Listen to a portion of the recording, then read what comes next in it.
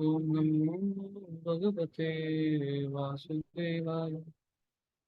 Narayanam Namaskrityam Naram Chaiva Narottamam Devim Saraswatam Vyasam Tato Jayamudiraya. Nashtaprayeshu Bhadreshu Nityam Bhagavata Sevaya Bhagavati Uttama Shloke Bhaktir Bhavjanashtikim. Om Ajnanatimirandasya Jnananjanashalakaya Chakshurunmilitam Yena Tasmai Shri Gurave Namah. Shri Chaitanya Mano Vishnu Stapitam Yena Bhutale Swayam Rupa Kada Mayam Dadati Swapadantikam. Vandeham Shri Guru Shri Yuta Padakamalam Shri Guru Vaishnava Shri Rupam Sagar Jatam Sahagana Raghunathan Vikam Tam Sajeevam Sadvaitam Savadutam Parijana Sahitam Krishna Chaitanya Devam Shri Radha Krishna Padan Sahagana Lalita Shri Vishakam Namo Vishnu Padaya Krishna Prishtaya Bhutale Srimate Bhaktivedanta Swami Namini Namaste Saraswati Deve Gauravani Prasharine Nirvishesha Shunyavadi Paschatyadesh Namo Mahavadanyaya Krishna Prema Pradayate Krishnaya Krishna Chaitanya Namine Gauratsai Namo He Krishna Karuna Sindhu Dinabandhu Jagatpate Gopesha Gopika Kanta Radha Kanta Namaste Tatta Kanchana Gaurangi Radhe Vrindavaneshwari Vrishabhanusute Devi Pranamami Haripriye Vanchakalpatarubhasya Kripa Sindhubhyeva Cha Patitanam Pavanebhyo Vaishnavebhyo Namo Namah Jaya Sri Krishna Chaitanya Prabhu Nityananda Shri Advaita Gadadhar Srivasadi Gaurabhakta Hare Krishna Krishna Krishna Hare Hare Hare Rama Rama Rama Hare Hare. So we'll continue from where we left.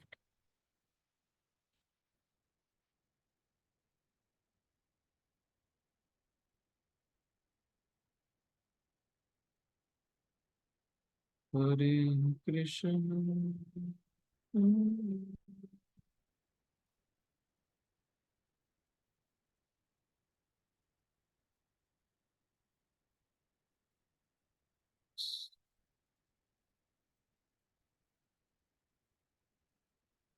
30th.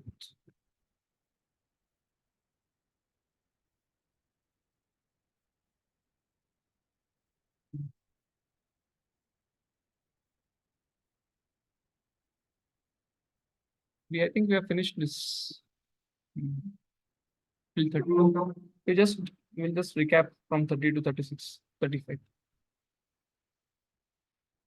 One who can see that all living entity activities are performed by the body, which is created of material nature, and sees that the self does nothing, actually sees. Basically, in the 13th chapter, all the 6 questions have been answered till 29. I think 27. 27 to 35. 28 to 35, Lord Krishna is answering. He's giving the vision. Jnana Chakshu. How to see with knowledge. So he is telling now, one who can see that all living entities are performed by the body, which is created of material nature, and sees that the self does nothing, actually sees. This we have covered. Yeah, someone can read this purport, because we had skimmed to this purport last time. It's Srinivas Prabhu. Hare Krishna Prabhu, I can do it. This body is made by material nature under the direction of super soul. Direction of the super soul. And whatever activities are going to on the respect to one's body or not is doing. Whatever one is supposed to do, either for happiness or for the distress, one is forced to do because of the bodily constitution, the self. However, is outside all these bodily activities, this body is given according to one's past desires. To fulfill the desires, one is given the body, with which we are act accordingly. Technically speaking, the body is a machine designed by Supreme Lord to fulfill the desires. Because of the desires, one is put into difficult circumstances to suffer or enjoy. This transcendental vision of living entity, when developed, makes one separate from bodily activities. One who has such vision is actually a seer. This body is machine given to fulfill, to suffer or enjoy. But one who can see such vision is actual seer. Yada bhuta pratakbhavam ekastam anupashyati tata eva cha vistaram brahma sampadayet tada. Yes, bro. Next devotee can read. Krishna Prabhu Danda Krishna. Translation. When a sensible man ceases to see different identities due to different material bodies, and he sees how beings are expanded everywhere, he attains to Brahman conception. Can I continue with purport, Prabhuji? Yes. Purport by His Divine Grace, A.C. Bhaktivedanta Swami Srila Prabhupada ki jai. When one can see that the various bodies of living entities arise due to the different desires of the individual soul and do not actually belong to the soul itself, one actually sees. In the material conception of life, we find someone a demigod, someone a human being, a dog, a cat, etc. This is material vision, not actual vision. This material differentiation is due to the material conception of life. After the destruction of the material body, the spirit soul is one. The spirit soul, due to the contact with material nature, gets different types of bodies. When one can see this, he attains spiritual vision.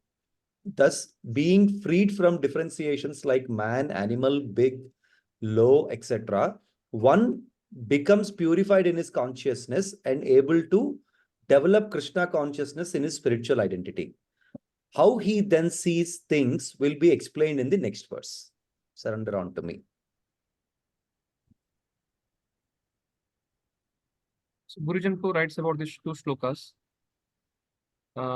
Previous shloka, this verse explains further the knowledge given in text 21. What is the knowledge given in text 21? It's about Purusha Prakriti combination. Karana, Kartatva, and then cause. It's a cause, it's a effect, and then the doer. That's given Prakriti. And then the material living entity. Basically, the living entity, he chooses to enjoy or to suffer. That is what is told there. Therefore, basically, soul is the soul chooses to enjoy or suffer. And for 31, he writes, all bodies must one day cease to exist. Therefore, when we see many different individuals, we should stop seeing them as their field of activity, the Kshetrapni, both the soul and the super soul.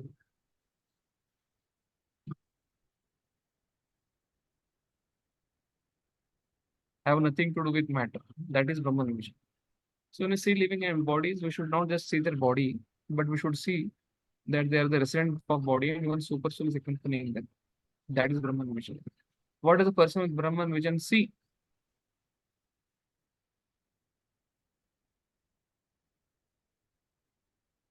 What does a person with Brahman vision see? That is the next shloka. 52. One.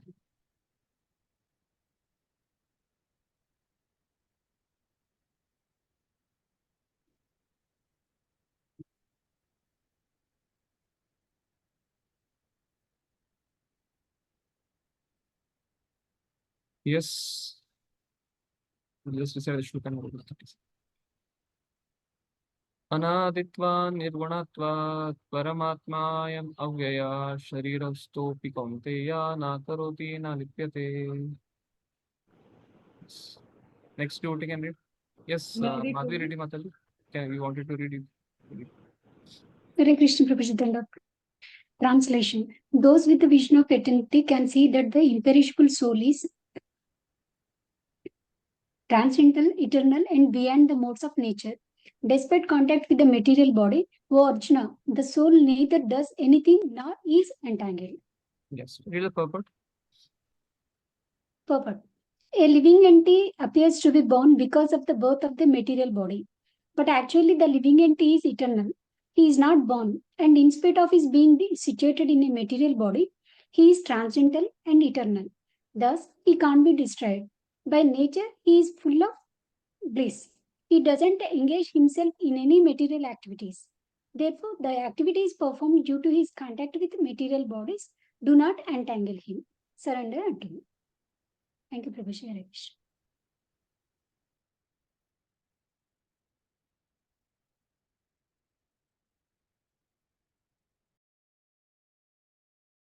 Have you read Mataji? You can read this. Krishna states.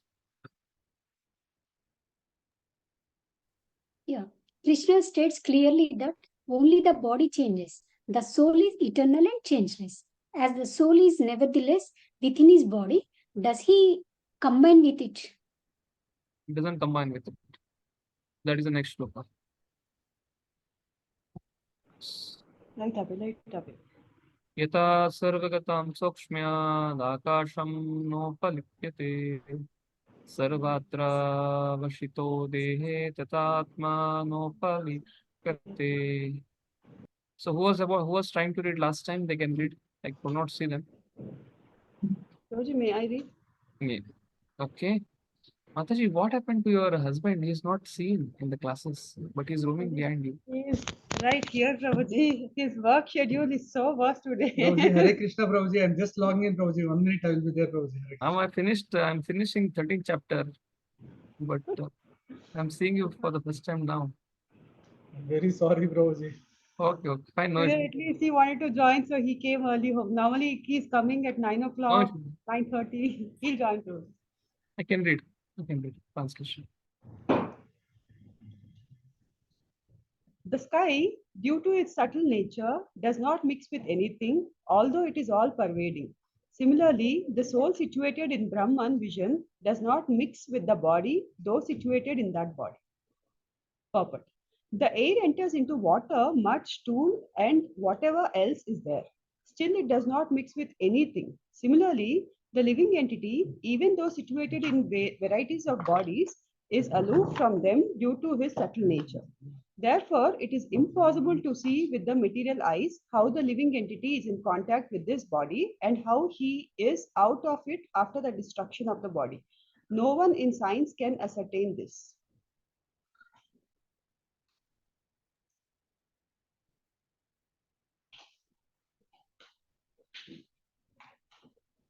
So Krishna answers by saying that matter and spirit do not mix.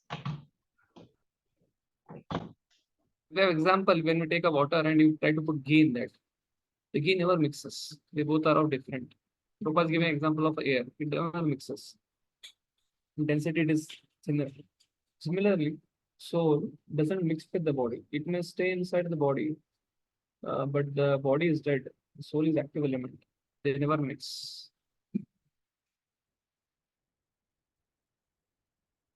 Next shloka. Yata prakashayati eka krishnam lokam imam ravi kshetram kshetri tata krishnam prakashayati bharata. Someone is trying to read. I don't know who's trying to read, but then I asked Madhvi Mataji to read. So whoever is trying to read, kindly read now. Can I read, Prabhuji? Hare Krishna.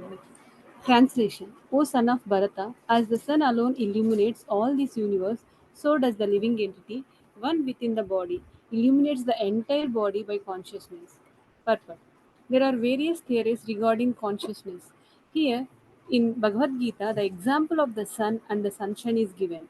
As the sun is situated in one place but is illuminated the whole universe, so a small particle of spirit soul, although situated in the heart of this body, is illuminating the whole body by consciousness. Thus, consciousness is the proof of the presence of the soul, as sunshine or light is the proof of the presence of the sun. When the soul is present in the body, there is consciousness all over the body, and as soon as the soul has passed from the body, there is no more consciousness. This can be easily understood by any intelligent man. Therefore, consciousness is not a product of the combinations of matter. It is the symptom of the living entity. The consciousness of the living entity, although qualitatively one with the supreme consciousness, is not supreme because the consciousness of one particular body does not share that of another body. But Supersoul, which is situated in all bodies as a friend of the individual soul, is conscious of all bodies. That is the difference between the supreme consciousness and individual consciousness.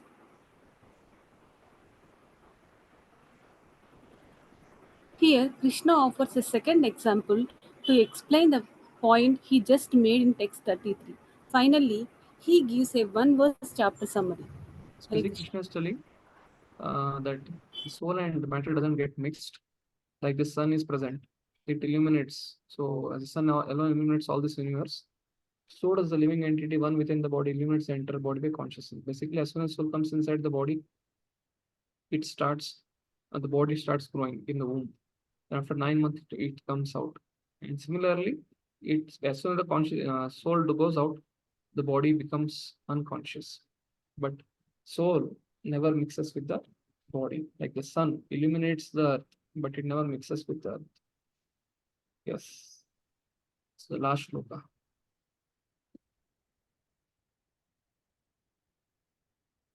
Kshetra kshetrajnayorevam antaram jnana chakshusha bhuta prakriti moksham cha ye viduryanti te param. Yes. Those who are not read, you can read. Hare Krishna, Hare Krishna, I will read Prabhuji. Translation. Those who see with eyes of knowledge the difference between the body and the knower of the body, and can also understand the process of liberation from bondage in material nature, attain to the supreme goal. Purport. The purport of this 13th chapter is that one should know the distinction between the body, the owner of the body, and the super soul. One should recognize the process of liberation as described in verses 8 through 12. Then one can go on to the supreme destination. A faithful person should at first have some good association to hear of God and thus gradually become enlightened. If one accepts a spiritual master, one can learn to distinguish between matter and spirit, and that becomes the stepping stone for further spiritual realization. A spiritual master, by various instructions, teaches his students to get free from the material concept of life. For instance, in Bhagavadgita, we find Krishna instructing Arjuna to free him from materialistic considerations. One can understand that this body is matter. It can be analyzed with its 24 elements. The body is the gross manifestation, and the subtle manifestation is the mind and psychological effects. And the symptoms of life are the interaction of these features. But over and above this, there is the soul, and there is also the super soul. The soul and the super soul are two. This material world is working by the conjunction of the soul and the 24 material elements. One who can see the constitution of the whole material manifestation as this combination of soul and material elements, and can also see the situation of the supreme soul, becomes eligible for transfer to the spiritual world. These things are meant for contemplation and for realization, and one should have a complete understanding of this chapter with the help of the spiritual master. Thus end the Bhaktivedanta purpose to the 13th chapter of Srimad Bhagavad Gita.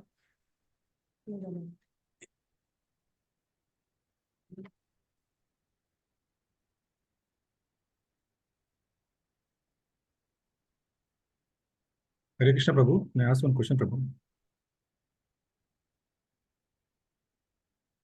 To the spiritual world. Yes.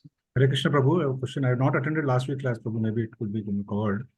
I just want to understand a little more on what we described in chapter 2 about soul and body, and what we're talking in this chapter. The only additional information is Brahman and super soul. Is that, or how to link that? 1 minute, Prabhuji. We will just complete this Gurujan post commentary on this. Okay. Yes, Arvind Prabhu, please read. Okay, Prabhuji, Hare Krishna. As suggested by the chapter title, Nature, the Enjoyer and the Consciousness. This chapter describes material nature, the super soul and the living entity. Srila Prabhupada sums up the chapter's main points in his purport. The purport of this 13th chapter is that one should know the distinction between the body, the owner of the body, and the super soul. One should recognize the process of liberation as described in the verses 8 through 12. Then one can go. Okay. Yes. Actually, I read it. Okay. One can understand that this body is matter. You can read this. Yeah, this all is read, Prabhuji. Last you read. Yeah. These are meant for. These things are meant for contemplation and for realization, and one should have a complete understanding of the chapter with the help of the spiritual master. This is something extra which Gurujan Prabhu is writing. Prabhu has written this one. I think this was not there, Prabhuji. Yeah, these are Yeah, meant for it's the last line, Prabhuji. Yes. these things are These meant for contemplation, realization. One should know how to complete understanding the chapter with the help of the spiritual Spiritual master. master. I read Prabhuji up to this. Fine. So yes, Srinivas Prabhu, what is the question? Question is, Prabhu, how you link this with chapter 2, where we also explained about soul and super soul, and matter and soul especially, and we are not there last week. Chapter 2, you are asking about chapter 2? Yeah. Because similar thing is taught in chapter 2 also about matter and soul. Chapter 2 speaks about the fifth reason, doubt, indecision, first 6-7 verses. Then the surrender of Arjuna, Karpanya dosha bhavata svabhava. Then Krishna starts instructing. He takes a position instead of a friend, he becomes a spiritual master.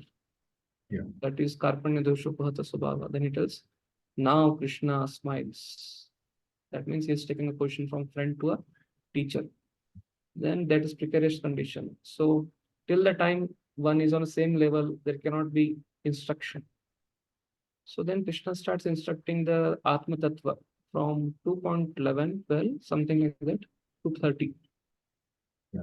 And after telling the Atma Tattva, then he speaks about 30 to 40, 45, he sums up the content of Gita. And then 45 onwards, he speaks about Sthita Pratnya. So only Atma Tattva is spoken there. But in Prabhupada, in his purpose, he speaks about the he doesn't just speak Atma, he just speaks Atma is there, then Krishna is also there. Then Krishna is a speaker of Bhagavad Gita and Arjuna is hearer of Bhagavad Gita, but we should not confuse them to be on the same level. Krishna is super soul and Arjuna is soul. That is Prabhupada's commentary. But Krishna only speaks about Atma there. And stay away from prohibited activities. Durasya karmam. He speaks about that, keep away bad activities. Then Arjuna gets confused. Then I should fight, I should not fight. So that section ends with, no, you should fight, but as Sthita Pratnya. You should not get attached to the work. Basically, Nishkama Karma Yoga. That is what third section starts. But what is being spoken here is it's speaking about Jnana. This is not a work. This is about Jnana. Jnana in the sense, Arjuna is asking questions like Purusha, Prakriti, and then Jnanam, Geyam. And then he's asking about Kshetra, Kshetragya. And therefore, all the 6 questions which Krishna asks, Arjuna asks in the beginning, first question, first shloka. Arjuna is asking, Krishna answers it till 2.26, 27 shloka, he answers it. And then it gives him the Shastra Chakshu or Dhyana Chakshu to see. So, and this Shastra Chakshu can be developed under the guidance of a spiritual master. Okay. And I think even if you miss it, these things are being recorded and uploaded somewhere. I know Dasadhu Rajpuri has told me. So even if you miss while going, while coming, you can try to hear the previous section so that you can connect these sections. Okay, thank you, Prabhu. Okay. So, but this 13th chapter is speaking about what Prabhupada is telling about your material nature, Kshetra, Kshetragya, soul, super soul, and the distinction between super soul and soul, who is the controller of both. And one who can see, that is what I have highlighted in yellow here. If you want to know what is the 13th chapter, one who can see the constitution of the whole material manifestation. What is that? Mahat Brahma, which will come in 14th chapter now. Combination of soul, Kshetragya, material element Kshetra, Yatcha, Yadricha, Yadvikarya, Tascha, Yat Prabhava, all those things. And can see the situation of the supreme soul. That is Kshetragya, but is a supreme Kshetragya. And it's Purusha. So there is Prakriti, there is Purusha. So there is Kshetra, Kshetragya. There is Jnana, Geyam. So all these 6 questions, answer to the 6 questions is 3 things. That is material nature, that is body, soul, Jiva, super soul, Ishvara. This is about And what is the combination between them, how they act. In just material nature, it creates cause, it creates effect, and it creates the doer. What is that? It creates the senses, material tanma, that is earth, water, air, fire, ether, and then sense objects, sound, touch, sight, taste, form. And then the second step, karana, is senses, jnanendriya, karmendriya. And then the demigods, sense devatas, they are the kartritva. So because of this, the body is functioning. That is Prakriti's role. So it's like Prakriti creates a machine, like you all of us sit in a car, everything is there, steering is there, tire is there, petrol is there, if it's a CNG or it's electric vehicle, charging port is there, then AC is there, screen is there. All these things is made of Prakriti, car. And you are like a soul sitting in that. That is Kshetragya. And like Prime Minister comes, then all the car stops. His car has to go. He is like a super soul. This is an analogy for your understanding. Don't take it verbatim. But similarly, like the intelligence of India raw research analysis wing RCBI, they have the access of all the accounts, all the mail accounts, all the WhatsApp messages. Similarly, in the universal affair, the super soul has access to all the knowledge of the whole world. So he is called as ultimate Kshetragya. So Prakriti gives the body made up of 5 elements, sense objects, and then Karmendriya, Gyanendriya, and then sense devatas. And what soul does? It wants to enjoy or suffer. It chooses act according to Vedas or act against Vedas. And then Lord Upadrishta Anumanta. Whatever the Jivatma desires, he fulfills that. He is not partial, he is not impartial, he is reciprocal. That is what we learn from this chapter. Okay, so we will begin with the next chapter, 3 modes of nature. What I want from all of you, like last time, take out 10 minutes time, 7 to 7:10. Just don't switch off the videos and go away from here. Please sit and open your books and go through the flow of first 10 shlokas and read the translations. Best if you don't use Shubhodhini books, you can read without that and try to understand what is happening. Only 10 shlokas. Okay.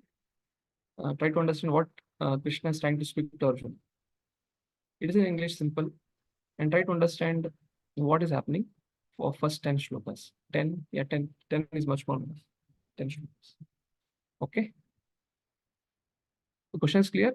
Read like previously we did. First 10 shlokas you can try to read, and then try to understand what is the connection flow of all the 10 shlokas. And for you to contemplate and understand scripture nicely, no need of using any self-help books or any of the material if you are having. Just try to read Prabhupada's purport, translation purport, and try to understand what is happening. Hare Krishna.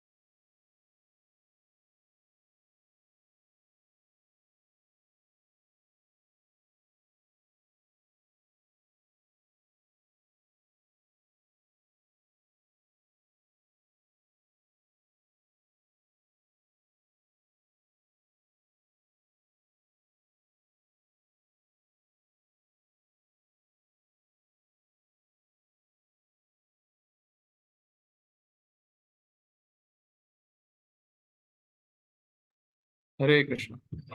Hare Krishna. Yes, devotees would like to share what is going on. Prabhuji. Verse 10. Hare Krishna, Prabhuji. So Krishna is clearly saying this: the knowledge, whatever he has given in this chapter, is more superior to the earlier chapters. So he has given the indication that he is the seed-giving father of everyone, all living entities. And in text 3, Krishna says that when he impregnates the Brahman nature, then the living entities were born, and he is the father of everyone. Okay. What else? Yes, very clearly gave the nature of three modes, how they are. Mode of goodness is conditioned for the happiness and passion for fruitive activities, fruitive results. Of ignorance is madness. Thank you, Mataji. Thank you for adding. Hare Krishna. May I, Like to, yes, Dasashvu. Prabhuji, Hare Krishna. I see Hare Krishna, Prabhuji. I have one observation, Prabhuji, which I would like to request you. So actually, it is mentioned clearly, as soon as any soul is entering into this material nature, automatically is conditioned by these three modes of material nature.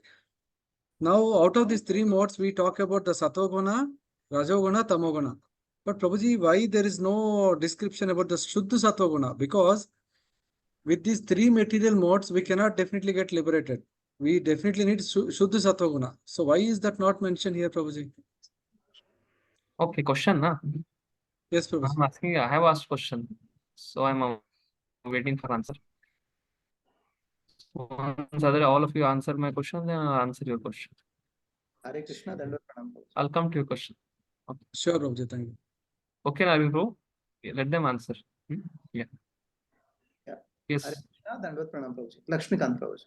Okay. You are written as Kant photography. Prabhuji. No issue. Yes, Lakshmikant bro.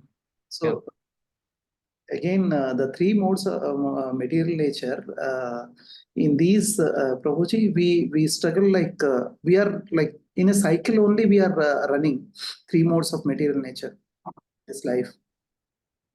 Yeah. Rajoguna always, Okay. रजोगुणा हर समय सतोगुणा और तमोगुणा को overtake करता है, फिर तमोगुणा रजोगुणा और सतोगुणा को overtake करता है. यही सर्कल में हम लोग घूमते रहते हैं प्रभु. सो ये गुणों के बारे में ही बताया गया प्रभु जी. अगले 10 श्लोक में इसी के बारे में एक्सप्लेन किया गया प्रभु जी. Okay, very good. How each gunas bind each other, that is explained in the 10th shloka. Fine. Anybody else? Prabhuji, may I continue? Actually, I wanted to. Thank you, Lakshmikant. Thank you. Hare Krishna. So, thank you, Lakshmikant. Hare Krishna. Thank you, Prabhuji. Prabhuji, first of all, the connection between the 13th and 14th chapter is what I think it is from 13th chapter, 22nd shloka, where Krishna talks about the three modes of material nature where Jiva enjoys. And that particular shloka, 13.22, is a base for the complete 14th chapter. If I'm not... my instruction for this activity was not to refer to Shubhodhini and other things. Sorry, Hare Krishna. Sorry, Prabhu. I had asked you not to refer to any. I did not refer to anything, Prabhuji. Okay, good. Krishna inspired you from that. Very nice. Seriously, I haven't reviewed any Shubhodhini. Okay. Just that, we do kind of preaching activity, right, Prabhuji? Very good, very good. That time you might have prepared. Very nice. So we go through that.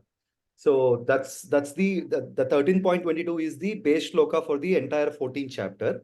Okay. And from 14.1 to 14.5, if I'm not wrong, Krishna talks about how jivas are created. Okay. And after that, from 14.6 to 14.9, Krishna explains about a lot of things like, what is the individual gunas born of, what is their effect, and based on their effect, how the jiva is bonded. Yeah, it speaks about the characteristics of three modes. Yes, exactly. Characteristics. I mean, it's born, for example, Sattva is born of knowledge, Rajas is born of desire, Tamas is born of ignorance. So he talks about those things. Hare Krishna.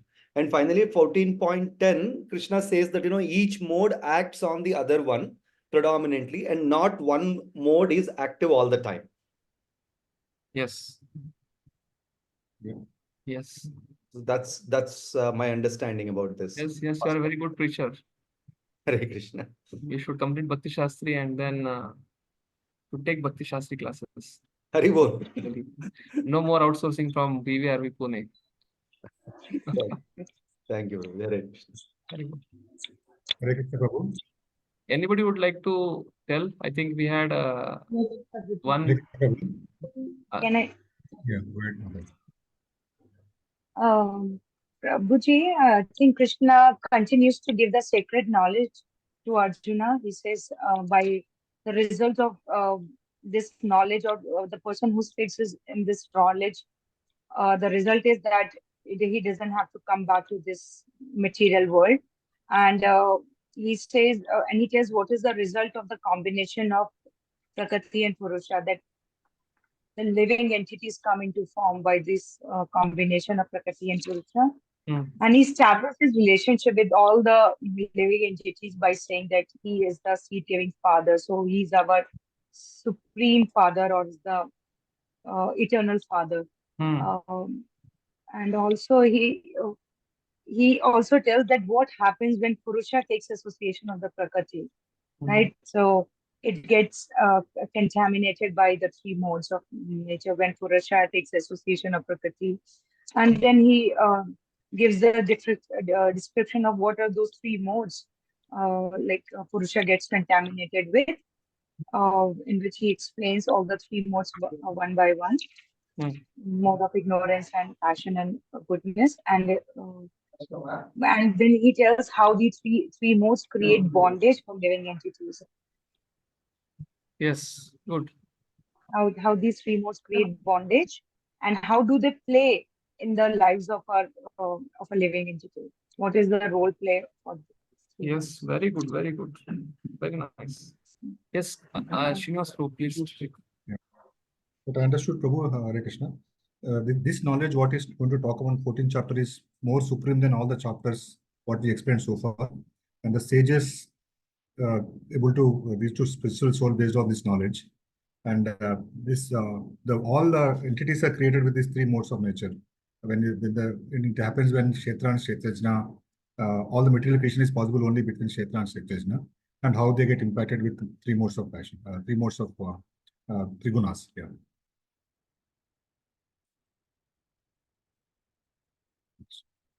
Hare Krishna, Prabhuji, can I explain? Hare Krishna. Prabhuji, in this chapter, in 13th chapter, Krishna told what is the perfect knowledge and who is the Jnani. Now, in this chapter also, he little bit elaborate on the more on knowledge, and he explained the relationship between the Jiva, himself, and Mother Nature. And he told Mother, I am the father who give all the seeds, and material nature is the mother who bringing up the seed. And whenever a seed is grown up, take the birth, then it comes in the three modes of material nature. The modes of material nature affect that person. Soul, you can say, when it gets the body. And body and each mode is have the different timings. Sometimes it depends on the what I can say, ignorance of the people also. If it is ignorance, then in the morning time also he can get in the tattva, Ignorance. Ignorance, yes, Prabhuji. And if a person who is a devotee, he will go into the good mode of goodness. So acts and the mind and the intelligence also decide when a person will go in which mode. Good, very nice. That, Prabhuji, I understood. Yes. See, all of you can just read Bhagavadgita, and just you can write Bhakti Shastri exam. Actually, my half of the work, actually, that only asks the question. These devotees are so intelligent, they can figure out the whole thing by themselves. But yes. No, I think, Sir Prabhuji, this exercise is very nice. It makes us contemplate on the verses and see the flow of the conversation. Otherwise, we couldn't see that flow. Now we are able to. I really like this exercise. Yes. That is how we can read Shastras. Most of the times, what happens, we have read so much. We all of, generally, at least this crowd which I am trying to speak now, it's educated crowd, and most of the times, most of the crowd is educated. So like, apart from when I go to some remote corner of some villages where the Devanagari or some local language is prevalent, there we make it very simplified. Most of the time when we are educated, we should utilize our jnana, because the whole this section of 13th to 9th, this section is based on philosophical speculation. Prabhupada discourages philosophical speculation, but Prabhupada himself writes in this 14th chapter purports, it's good to speculate philosophically about matter, about spirit, about super soul. Because unless and otherwise we don't see from the Shastra Chakshu, we cannot rise above Charma Chakshu.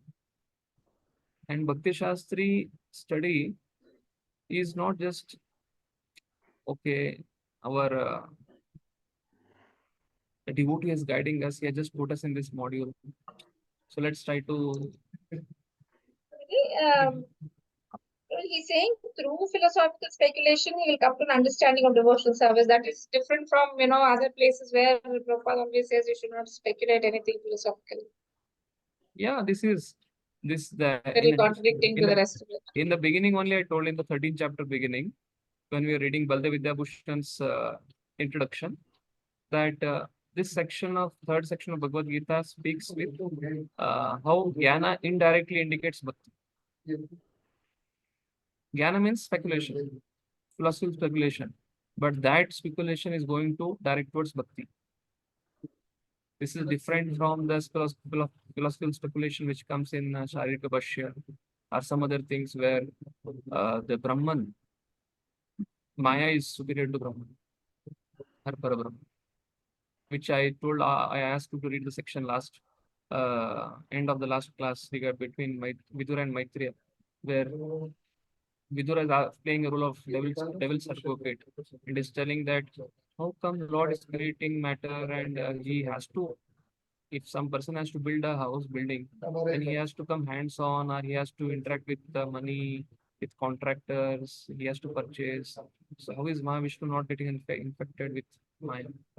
And how is Jiva, who is in presence of Lord Vishnu in the heart, how is getting affected to Maya in present of a king? That section. So basically, this theme, what we are reading now, the 13th chapter especially, 13th, 14th, especially 13th chapter.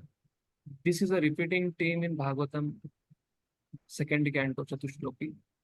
This is again the repeating theme in Bhagavatam, third canto, 6th, 7th chapter. And this is a theme which keeps on coming again and again in Bhagavatam. Because this theme is about creation. Many times some devotees are very eager to read Krishna book.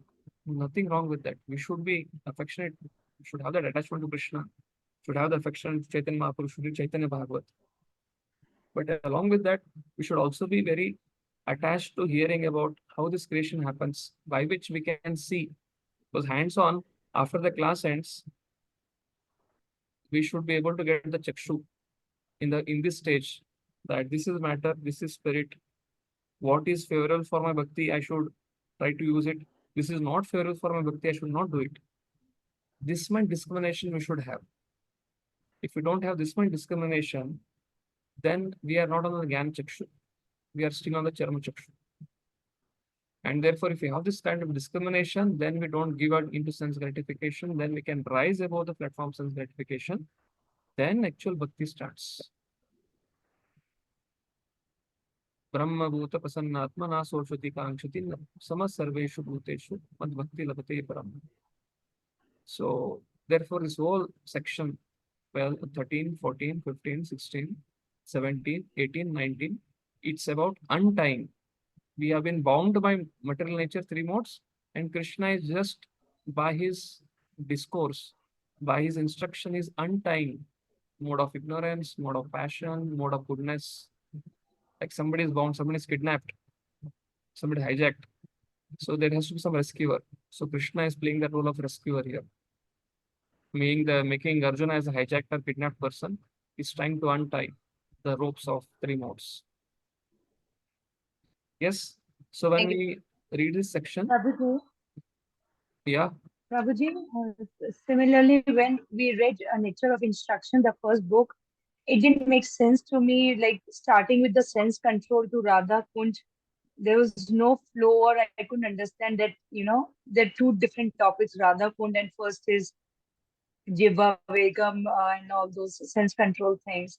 But today I heard a lecture from Keshav Swami Maharaj, and how beautifully he drew the, flow and the relationship from how sense gratification leads to the, Radha Kund, or the love of Krishna and Radha. So, and with a small acronym called SPIRIT, he summarized the entire book, and I could see that is how we should read and understand the flow, and it really amazed me the way he explained that, and I missed that thing when we were doing it. Now I see it and really liked it, that we should read the scriptures this way. yeah. He's one of the devotee, because when I used to study long back in 2003, 2004, he had written a book on Bhagavadgita. Whole Bhagavadgita is given in acronym. Way back in 2000, Yeah. not studying, when I was Think working. that's I just joined. So that time he has given a book called as Gita acronym. Whole Gita, Bhagavad Gita, all shlokas in acronym. So that is how it is, and this is not coming from somebody's speculation. Acharya has written it. Bhaktivinoda Thakur has given that in his commentary on Updeshamrit. Bhakti Aloka. That Bhakti Aloka is a commentary of Bhaktivinoda Thakur on Nectar of Instruction. There he mentions that. That is Sadhana Bhakti, that is Bhav Bhakti, that is Prem Bhakti. So all the connections and flows are there. So not everyone will not be able to appreciate it. At least if somebody is able to appreciate it, then Sastric study becomes very easy. addictive. And it becomes nourishing. It becomes enriching. And another thing, we should also try to apply it. Then we can digest it. Because application is very, very important. Okay. So we'll start with our 14th chapter.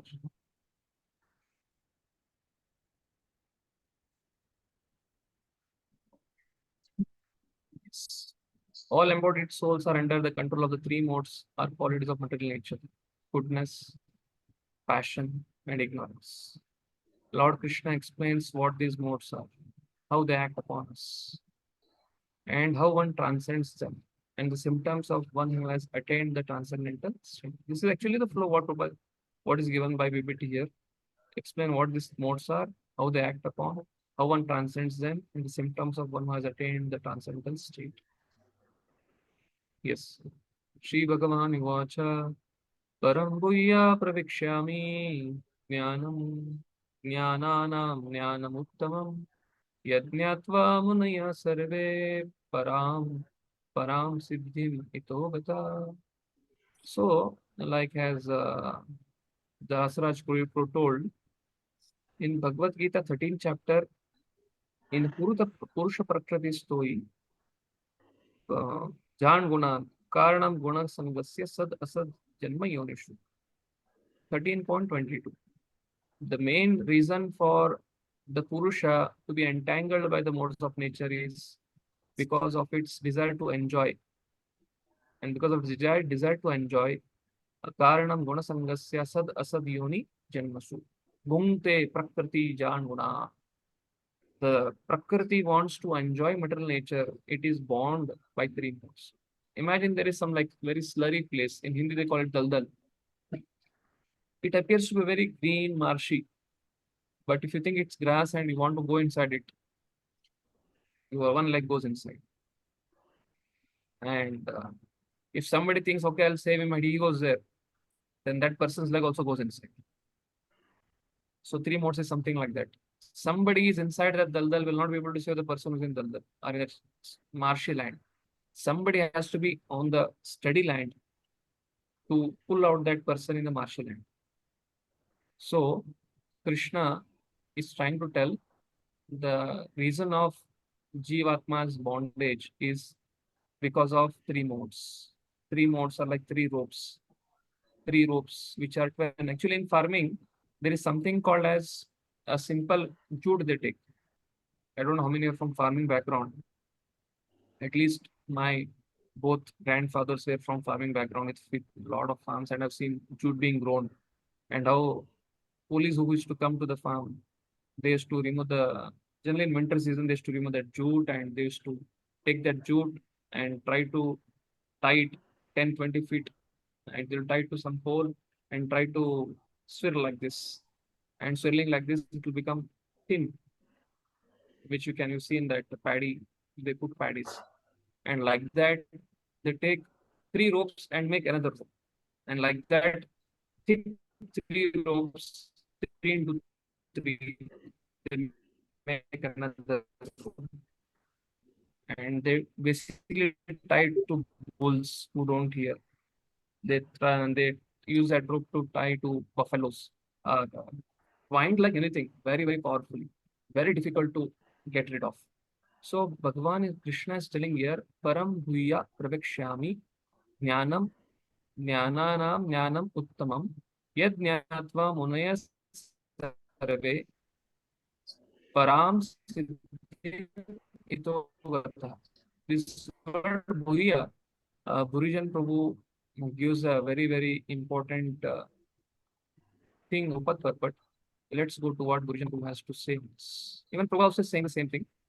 Yes, someone can read this, the translation, and then Bhurijan Prabhu's purport. Hare Krishna. Hare Yes, Krishna. Lakshmikant, please read. The Supreme Personality of a Godhead said, "Again, I shall declare to you this supreme wisdom, the best of all knowledge, knowing which all the sages have attained the supreme perfection." Krishna uses the word Bhuya again to indicate that he will repeat the knowledge he mentioned in Bhagavadgita 13.22. How is the knowledge the best of all? Srila Baladeva Vidyabhushan explained Krishna's words. Again, I will speak a kind of knowledge different from what I have spoken so far. It deals especially with the modes of nature. It is the best of all kinds of knowledge about the Prakriti and the Jiva, and it resembles a distillation of yogurt from milk. Realizing the knowledge and meditating upon it thoughtfully, all great sages attain in this very world correct perfection of all the Supreme Soul. Yes, basically because this knowledge deals with freeing a person, freeing the soul from the three modes. Therefore, this is spoken as best of the knowledge, according to Bhurijan. Yeah. Srila Prabhupada's purport introduces the subject of this chapter. Prabhupada. So, and then he goes to Prabhupada purport, which will go now. Yeah. Yes, you can read. Yeah, links to them to chapter. Sorry. From where, Prabhuji? Okay. It has also been explained that it is due to association with the modes of nature that the living entity is entangled in this material world. Now, in this chapter, the Supreme Personality explains what those modes of nature are, how they act, how they bind, and how they give liberation. The knowledge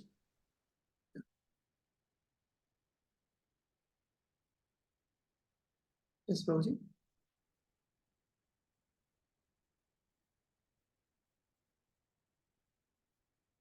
Hare Krishna.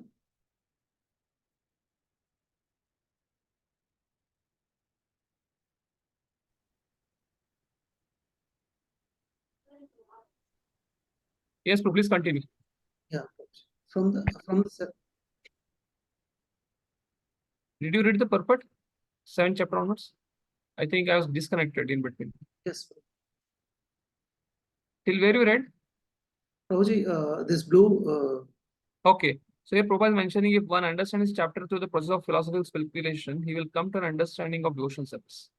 So basically, this is a theme of 13 to 18, which even Baldev Vidyabhushan mentions. I did it already mentioned it this thing in beginning of the 13th chapter. That this 6 chapters of 13 to 18, this is Jnana, which hints towards indirectly towards Bhakti. How? Because middle 6 chapters we see Krishna is telling, I am this, I am that, Tatshuno, Man Manabhav Mad Bhakto, and he's a center, he's a central theme. But here in this 13 to 18 chapter, the focus shifts from Krishna is also in the heart of the Jivatma, and the Jivatma is also in the heart of the Jivatma. So the focus shifts from Krishna, along with Krishna, it is on Jivatma. So it's on knowing the Jivatma, how Jivatma is a part and parcel of Krishna as super soul, and how he is different from a super soul, and how he is bound by the 3 modes, but he has to unwound it. Therefore, he will come to an understanding of devotional service indirectly. It's not direct glorification of devotional service, but it's an indirect glorification of that will make a person to take a bhakti seriously by understanding its knowledge. Yes, we'll continue. The knowledge explained in this chapter is proclaimed by the Supreme Lord to be superior to the knowledge given so far in other chapters. By understanding this knowledge, various great sages attain perfection and transformed to the spiritual world. The Lord now explains the same knowledge in the better way. This knowledge is far superior to all the other process of knowledge thus far explained, and knowing this, many attain perfection. Thus, it is expected that one who understands this 14th chapter will attain perfection. Yes. So what is this all other process of knowledge explained so far? It is nothing but 13.8 to 12. Amanitvam, Adamitvam, all those things. So this knowledge will go on to speak about getting an opportunity to get rid of the 3 modes of nature. But in that, Ananya Bhakti is also being spoken. But we should not consider that this is superior to that. No. This is Prabhupada is clearly writing in his words. This knowledge is far superior to all other processes of knowledge thus far explained. So, thus Ananya Bhakti is not knowledge. It is the goal of knowledge. It is Gayam.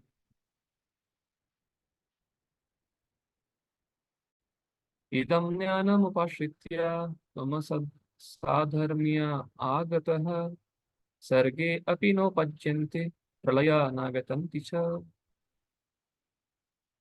Again, this is glorifying this knowledge. Yes, somebody else can read. Hare Krishna, Prabhuji. Yes, Prabhuji. I can read, Prabhuji. By becoming fixed. Himanshu Prabhu. Mataji. Yes, sure, Prabhuji. Himanshu Prabhu. Yeah, please. He can read. He wants to contribute. Hare Krishna, Prabhuji. Thank you, Prabhuji. By becoming fixed in this knowledge, one can attain to the transcendental nature like my own. Thus established, one is not born at the time of creation or disturbed at the time of dissolution. Purport. After acquiring perfect transcendental knowledge, one acquires qualitative equality with the Supreme Personality of Godhead, becoming free from the repetition of birth and death. One does not, however, lose his identity as an individual soul. It is understood from Vedic literature that the liberated souls who have reached the transcendental planets of spiritual sky always look to the lotus feet of the Supreme Lord, being engaged in his transcendental loving service. So, even after liberation, The devotees who do not lose their individual identity, devotees do not lose their individual identities. Generally, this is nothing but the translation of the shloka. Om tad Vishnu param padam sada pashyanti surya divya chakshuvatatam yat vipraso vipanvayo jagrahamsa sasamidante Vishnu yat paramam padam. Those souls, like ordinary person sees the sun rays, similarly, highly evolved brahmanas, self-realized souls like spiritual masters, they can see the spiritual world and they can also show the spiritual world to other people. That means the purpose of this is that spiritual is a place not for merging, it is meant for service. Yeah. Prabhuji, Generally- but what is the meaning of like one cannot lose their individual identities? Means what it means, generally what not impersonalists, Mayavadis, they say like a person is there, when he leaves the body, his soul goes and merges into Brahman. It's like a ocean in which all the rivers go and mix, and the river loses its identity. That is the meaning of losing identity. So that is why Prabhupada is mentioning here. So by becoming fixed in this knowledge, one can attain the transcendental nature like my own. Thus established, one is not born at time of creation or disturbed at the time of dissolution. So people may understand this is merging into Brahman. No, this is not merging into Brahman. This is liberation, which is Salokya, Sarishti, Samipya, Sarupya, one of them, not Sarishti. It's not merging into Brahman. Okay, Prabhuji. Yes. Generally, in the material world, whatever knowledge we get is contaminated by the three modes of material nature. Knowledge which is not contaminated by the three modes of nature is called transcendental knowledge. As soon as one is situated in that transcendental knowledge, he is on the same platform as the Supreme Person. Those who have no knowledge of the spiritual sky hold that after being freed from the material activities of the material, after being freed from the material activities of the material form, the spiritual identity becomes formless without any variegatedness. However, just as there is a material variegatedness in the world, in the spiritual world, there is also variegatedness. Those in the ignorance of this think that spiritual existence is opposed to material variety. But actually, in the spiritual world, one attains the spiritual form. There are spiritual activities, and the spiritual situation is called devotional life. That atmosphere is said to be uncontaminated, and there one is equal in quality with the Supreme Lord. To obtain such knowledge, one must develop all the spiritual qualities. One who thus develops the spiritual qualities is not affected either by the creation or by the destruction of the material world. Surrender unto me. Yes. Let's see what Gurian has to say. Yes, Prabhu. We can read this.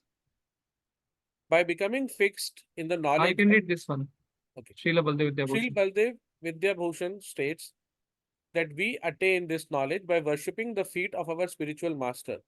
After glorifying the knowledge that he is about to reveal, Krishna begins to explain the relationship between material nature, the conditioned living entities, and himself.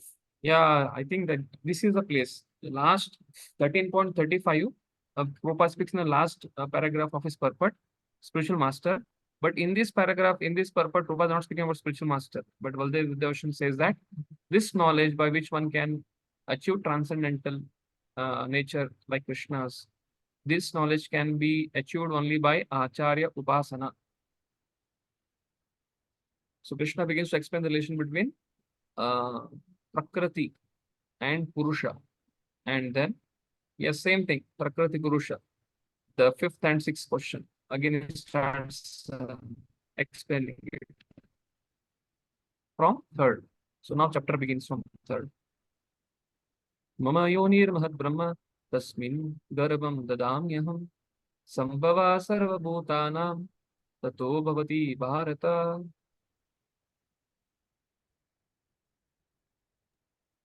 Shall I Yes, read Minuji from Mother the- can Yeah. read.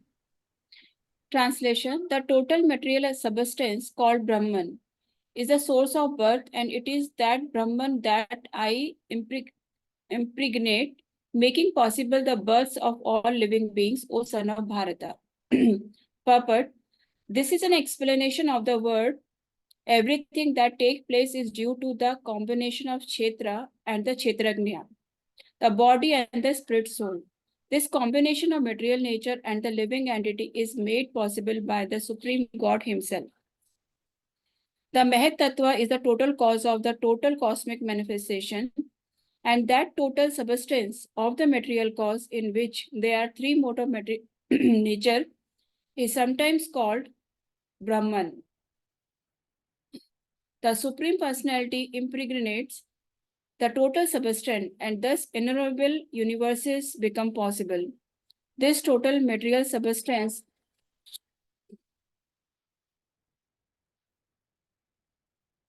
the Mahat Tattva is described by Brahman in the Vedic literature, Mukunda Upanishad 1.1.9.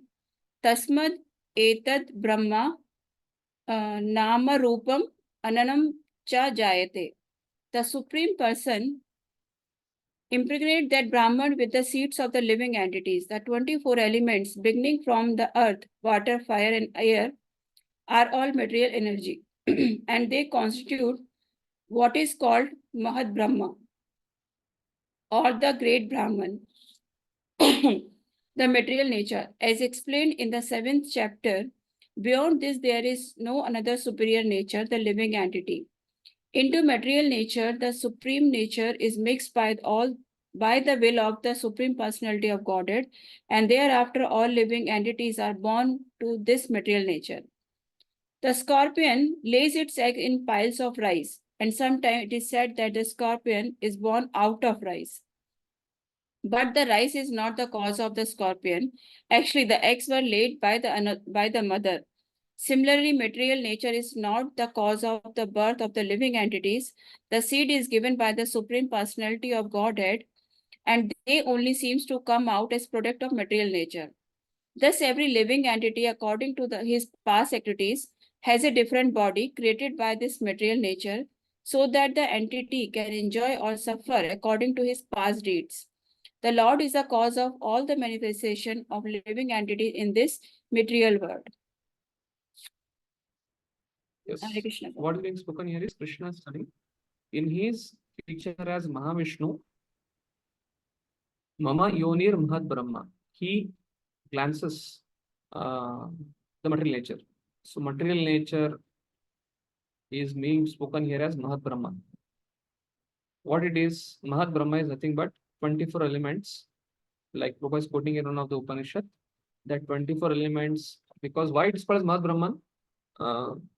Baldev Vidyabhushan says, Chakravarti Path says in his commentary, because in the whole material cosmos, these 24 elements are spread everywhere. So what is the meaning Brahman, which is spread everywhere, all pervading? So this material elements in this universe, everything is made of matter. If you see around yourself, our body, anything we use, anything we drink, anything we taste, anything we see, anything we smell, everything is Brahman. But which Brahman? It is Mahad Brahman. It is 24 elements. So sometimes in Vedic literatures, the 24 elements are called as Mahad Brahman or Mahad Tattva. So Mama Yonir Mahad Brahman. I, through the womb of this Mahad Tattva, Tasmin Garbham Dadamyam, I cast by my glance, Mahavishnu glances in the universe. By that glance, all the living entities which were inhaled at the end of the pralaya, they again go into the universe. And from the Garbha, Vishnu also enters inside. And he creates Brahma. And before creating Brahma, this thing is happening. Mama Yonir Mahad Brahma Tasmin Garbham Dadamyam Sambhava Sarva Bhutanam Tato Bhavati Bharata. This is nicely explained in.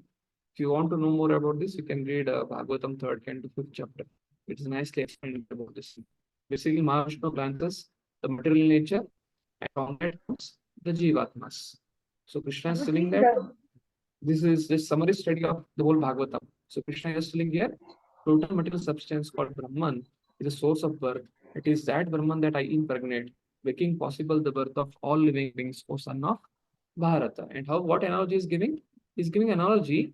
The Brahman, Mahad Brahman is like the paddy crops, paddy crops. What is paddy? When you husk it, the rice comes from it. The rice is white. But before the rice, in the raw form, it grows on a plant. And that rice has a covering, which is green. When it becomes ripened, it becomes brown or dark yellow. So that is beaten, then rice comes out. So sometimes what happens is in the place where paddy is grown, rice is grown, especially if you see in Andhra Pradesh, Telangana, paddy, rice is grown, Karnataka, rice is grown like everything. So during October, spring season, it's very hot. It's like very humid. What Scorpio does is, Scorpio lays its eggs on the paddy crops. And when a farmer puts all the paddy inside the big tunnel, big vessel made up of fiber and covered with cowdung. So sometimes the Scorpio enters into it and lays the eggs and goes away. And when heat, gradually, when you go from winter to summer, the temperature increases. So by the heat of the atmosphere, the eggs which are laid, they are hatched. Similarly, example of Scorpio is made to Mahavishnu. The paddy is compared to Mahatattva or Mahad Brahman, and eggs which are there, they are the Jivatmas. That is what Prabhupada is saying. Life comes from life. Life doesn't come from matter. The Lord is the cause of all manifestation of living entities in this material world. That is the analogy Prabhupada is quoting. Yes. Somebody has any question? Someone asking now? Prabhuji, I was asking, then this Mahad Brahma, which is 24 elements, the mode of material nature is inactive till Mahavishnu glances at it, right? Before that, mode of material nature is inactive in it, right? Okay. But it is there. See how it is. The material nature is there, na? Material nature. When the Mahavishnu glances, that glance of Mahavishnu is Kala. Kala Bhairav, Lord Shiva, Shambhu. Kala means what? Time. Time is what? Along with time there is Kala, there is Kali, which is fierce Durga Devi. And she is the binding factor. She puts the Jivatma inside the 24 elements under the surveillance of Lord Mahavishnu. So therefore that Mahatattva Pradhan is inactive. Mahatattva is not without three modes. Pradhan is without three modes. Pradhan in three modes, when time is glance comes, and Kala and Kali, they get activated. So Kali does the binding effect. That is Lord Shiva and Devi, Durga Devi. They start giving the shape, making the different shapes for the living entities. So they are like the local guardian for this material universe.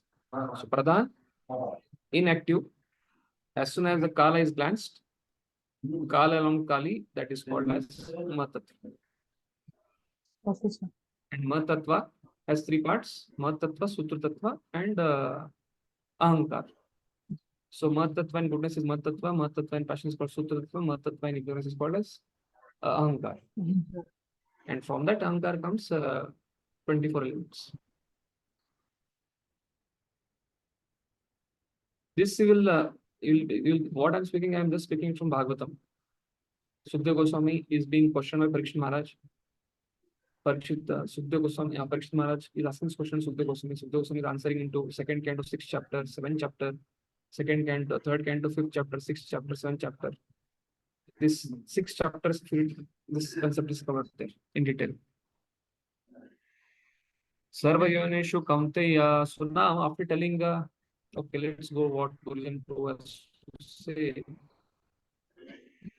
Gurujan who has no commentary here. Okay, let's go. Yes. So now, after it's selling that here, that Krishna impregnates the material nature. So Krishna is also the source, or is the father. Basically, he's the seed-giving father. They are the connected close. Yes. Is impregnating? Because he impregnates, he is the seed-giving father. He gives the seed, like Purush gives the seed to the Prakriti.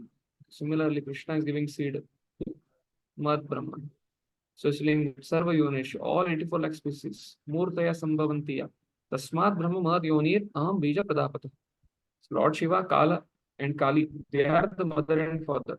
They are giving the body, but the seed is being given by Krishna, because the Jivatmas, Lord Shiva and Durga, Kali, they are not creating the Jivatmas. They're creating the only body. But Jivatmas are expansions, they're separate expansions, within Amsha of Krishna. That is Krishna saying in this shloka. Somebody can read this one. Hare Krishna, Prabhuji. I read. It should be understood that all the species of life, O son of Kunti, are made possible by birth in this material nature, and that I am the seed-giving father. Purport. In this verse, it is clearly explained that the Supreme Personality of Godhead, Krishna, is the original father of all living entities. The living entities are combinations of the material nature and the spiritual nature. Such living entities are seen not only on this planet, but on every planet, even on the highest, where Brahma is situated. Everywhere there are living entities. Within the earth, there are living entities, even within water and within fire. All these appearances are due to the mother material nature and Krishna's seed-giving process. The purport is that the material world is impregnated with living entities who come out in various forms at the time of creation according to their past deeds. Yes, Kala Karma Subhava from the last creation, when they are when the pralaya happens, final pralaya, when Brahma dies. So what Kala Karma Subhava they are having? They come with the same Kala Karma Subhava. And 84 lakh species that comes in Padma Puran, Jana Valakshani, Stava Laksham Chati, Pima Rupda Sankekya, Pashua Pakshi Dashlakshani, Pashua Trimshi Lakshani, Chatush Lakshani, Manav. So they are the species which are created. So now, what is the connection of this? Gurujan proves writes, now this Krishna is creating, Krishna is the impregnating, Krishna is the seed-giving father. So then, if Krishna is impregnating, Krishna is seed-giving father, like Vidura is asking this question to Maitreya, as a atheist, devil's advocate, if we are Krishna's children, then how we get entangled by the modes of nature? That is a connection. That is a flow. This is Baldev Devabhushan not giving here, but the concept is same as Bhagavatam, 3rd canto, 6th chapter. So therefore, the same thing is coming next. Sattvam Rajastamaiti Guna Prakriti Sambhavaha Nibadnati Mahabhavo Dehe Deenam Avyayam. So the Jivatma is part and parcel of Krishna. So how is getting entangled? By 3 modes. So which are those 3 modes that Krishna is explaining now? Sattvam, Raja, mode of goodness, mode of passion. Tama, mode of ignorance. Iti, Guna Prakriti Sambhava, the Kali or Durga Devi, like Radharani, Ladini, Samvit, Sanchit in spiritual world. That is how it functions. The reflection of that Urdhva Moolam Madak Shakam we'll learn in 15th chapter. The reflection of Samvit, Sanchit, Ladini is Sattva, Raja, Tama, which bind. They enlighten and this blinds. And I think here I spoke here or somewhere, I don't know. But Jiva Goswami gives this. I had spoken here only in your Ishopanishad class in the 16th, 17th shloka. Sun and sun rays. Sun god, sun globe, sun rays, and the earth planet. Sun god is Krishna, analogy. Sun globe is internal energy, spiritual world. Ladini, Samvit, Sanchit. Sun rays is marginal energy, Jivatma. And the Bhumandala is the external energy. So sun rays are coming from sun. So Soham Asmi. So in that way, we are part and parcel of Krishna. So Sitvam Rajatama iti. So that sun globe and this globe, which we are staying, this cosmic globe, Brahmanda we call. It's simply the reflection of that Golok of Vrindavana, our spiritual planets there. So Nivadnati, Mahabaho. Mahabaho, what is significance of Mahabaho? Arjuna, you are coming from a nice lineage. Your mother is Prita, Kunti Maharani. What kind of person is Kunti Maharani? Prabhupada writes in Bhagavatam, first canto, 11th, 12th, 8th chapter, which is teachings of Queen Kunti. Who is Kunti? If you see Kunti Maharani's life, failure after failure, material point of view. She got married, husband got a curse, husband died, and she became widowed. Then she had to come out with all his 5 children. But then at the age of just as soon as you go to Hastinapur, Bhima is fed poison. And all the evil Duryodhana party, they are trying some or the other to burn their all 5 of them in Lakshagraha. After that, somehow or the other, they win Draupadi. And Draupadi is being, she asked orders, divide Draupadi among yourself. And after that, when Draupadi, the whole team comes back, then they are given Kando Prastha. And then they make everything all right. Then again, Duryodhana comes there. And he feels insulted because he misidentifies because of illusion. And Draupadi laughs. And then he thinks he wants to take the revenge. And then he cheats Yudhishthira Maharaj in playing the gambling match. And Yudhishthira loses. Again, they have to go to Vanvas. So practically, if you see, Kunti Maharani's life is a life of disaster, material life. If you see from material point of view, accomplishment point of view. But Prabhupada mentions in that teachings of Queen Kunti, one of the purport, Kunti Maharani represents success potency of Krishna. Can somebody tell what's the meaning of the success potency of Krishna? All of you are little inactive now. I'm speaking. So, what it means to be success potency of Krishna? Then you'll understand this Mahabhava, what is being spoken here. This is not being spoken here in this commentary here, but yeah, this is being spoken by Acharyas in some other commentary where Mahabhava again comes in Bhagavadgita. Why Kunti is called a success potency? This is not in this Bhagavad Gita. This is not in Bhagavatam. It is there in Bhagavatam. But why? What is the meaning of success potency? Apparently, Kunti Maharani did not become a big entrepreneur, or she could not achieve anything. She was widowed, a lady of 5 children, was simply seeing the children suffer like anything. Hare Krishna. Yes. Prabhu, she is always connected with the Krishna. She is always praying with the Krishna, Prabhuji. Whatever the situations comes, she always asks for the, हर समय दुखों जब भी वो दुखी मांगती थी प्रभु जी, ताकि वो हर समय कृष्ण से कनेक्टेड रहे. Basically, she was always taking shelter of Krishna.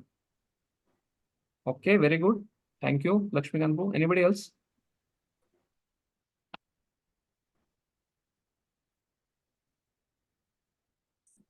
And she knows that only Krishna can protect her.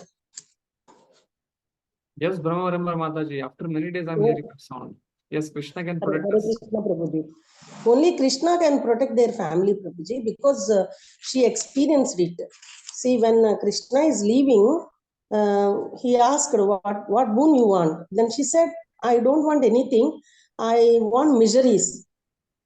So the Krishna was also surprised.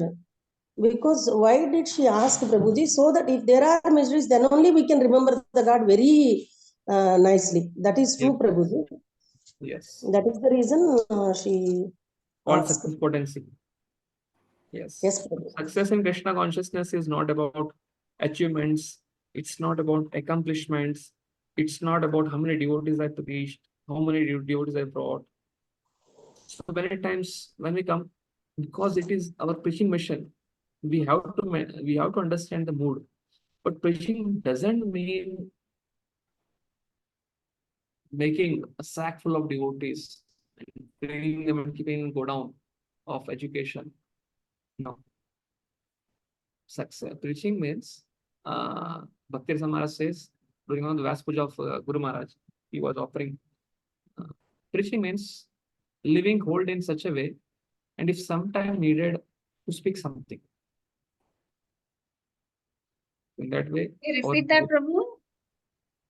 Preaching means living our life or living, acting the whole day in a way that is inspiring to others, and if at all needed me to speak something. It's paraphrase of something like that. We By behave in example. such a way. We behave in such a way the whole day, and if at all some need is there, we can speak.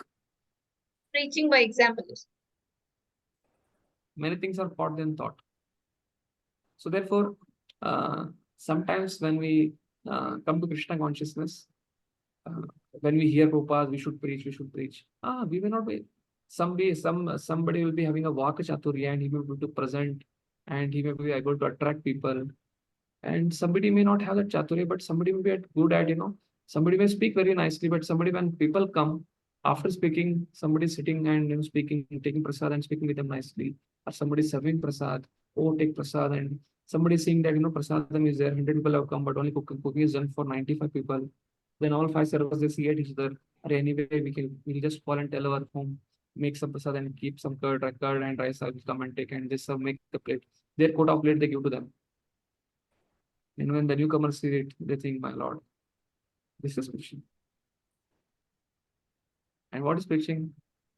Cooking for devotees who are coming for a program. That's also preaching. Putting rangoli, there's some festival, decorating the deities with flower garland, doing abhishek of the deities, cleaning the deities and dressing them nicely. Everything is preaching. So Prabhupada speaks of preaching in his books. It's not just reading and repeating, reading and speaking. This is one of the part of preaching or one of the part of Sankirtan. Sankirtan means what? Sankirtan means chanting Hare Krishna. Sankirtan means glorifying Krishna. The underlying principle of Sankirtan is glorifying Krishna. And preaching, Sankirtan in English is called as preaching. There's no equivalent words in Sanskrit to English for preaching. Sankirtan refers to doing kirtan, singing, glorifying Krishna, writing about Krishna, or acting or dealing in such a way that Krishna is glorified. How Krishna is glorified? By ideal Vaishnava behavior, by care, the way devotees express the care to each other. That is also preaching. That is the reason it should not happen like pipeline. We bring many people and we're speaking, but there is no behavior, there is no care, there is no such principles. It's like people come and some people go from here and it's the same. 20 were there, 20 are there. Why? Because earlier 20 they have gone just gone.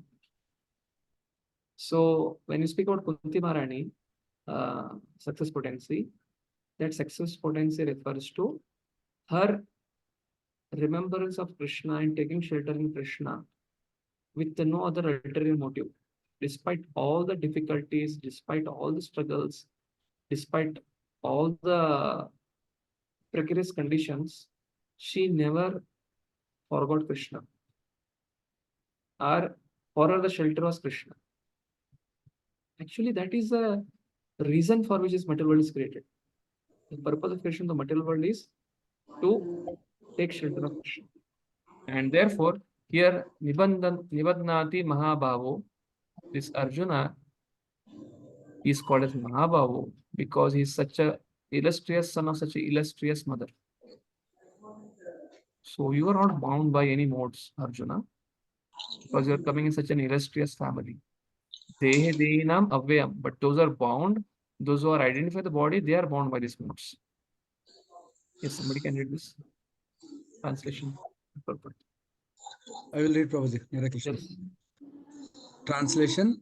Material nature consists of 3 modes: goodness, passion, and ignorance. When the eternal living entity comes in contact with the nature, O mighty armed Arjuna, he becomes conditioned by these modes. Purport. The living entity, because he is transcendental, has nothing to do with this material nature. Still, because he has become conditioned by the material world, he is acting under the spell of the three modes of material nature. Because the living entities have different kinds of bodies, in terms of the different aspects of the nature, they are induced to act according to that nature. This is the cause of the varieties of happiness and distress. Yes, because of nature. Yeah, so conditioned soul. The Burjan Prabhu gives the example of a judge who gives a jail criminal sentence. So criminal cannot blame judge. So Jivatma who had was done, he was independently desired to enjoy separately from Krishna. So misuse our independence, therefore we are here. But once we come to our consciousness, we can get rid of this. So he nicely explains about this thing. Tells next group of verses, 6, 7, 8 explains about goodness, passion, ignorance, how they force a soul to experience its existence. And why, Arvind Prabhu, you are asking about why there is Suddha Sattva not being spoken here. Because Suddha Sattva is in spiritual world. This Ladini Shakti, Samvit Shakti, and Sachit Shakti. This is about material world, which is Rajoguna, Tamoguna, Sattva-guna. This is a reflection of Suddha Sattva. So this is material world being spoken here, Mad Brahma. This is the material world description going on. But the Shuddha Sattva is in spiritual world, not in the material world. It doesn't bind, it unwinds. So does it mean it is not at all possible, Prabhuji, that one can be in the Shuddha Sattva Guna here on the Earth planet? No, it is possible, no? In Prabhupada, that's in purport only. As soon as we situate ourselves, we connect with Krishna, we become Krishna. It's like iron it is in touch with fire, it becomes fiery. Similarly, Jivatma, to the degree we connect to Krishna purely, it means what? No entertainment, no news, nothing from outside, from all the five senses. Gyanendriya, we have five Gyanendriya. Eyes, ears, nose, tongue, and skin. Nothing divide Krishna. Should go through this. But Prabhuji, is there in which chapter is this topic touched, Prabhuji? Shuddha Sattva Guna in Bhagavad Gita? Shuddha Sattva? Shuddha Sattva Guna, where is yes. it actually referred? I mean, in this total complete Bhagavad Gita. It is referred wherever Krishna is saying, take shelter of me. Maya mama maya durattaya, mamayavi prapadante, maya metan charantite. So Maya means Rajoguna, Tamoguna, Sattva-guna. How we can cross over? When we take shelter of Krishna. Krishna is the Shuddha Sattva. Basically, when we take shelter of Daivi Esha Gunamai Mama Maya Durattaya, Mama Evai Prapadante, Maya Metam Tarantite. That churning process is Shuddha Sattva. Therefore, it's called as Vasudev Sattva. Because that which gives rise to Bhakti to Vasudev. Because Vasudev, he could give birth to Krishna because that tattva he had. He was devoid of goodness, passion, ignorance. Therefore, that Shuddha Sattva is called as Vasudeva Sattva. Vasudeva Tattva, or mode. Krishna Prabhupada mentions in first kind of Bhagavatam regarding that. Yes? Even in this Traigunya Vishaya Veda, Krishna asked Arjuna to act beyond these three moods of material nature. That means in Shuddha Sattva Guna only, right? Nishtray Guna. Don't refer to the Karma Kanda, Jnana Kanda, Upasana Kanda.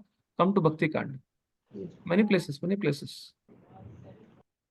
Many places. Therefore, you have to just see it attentively.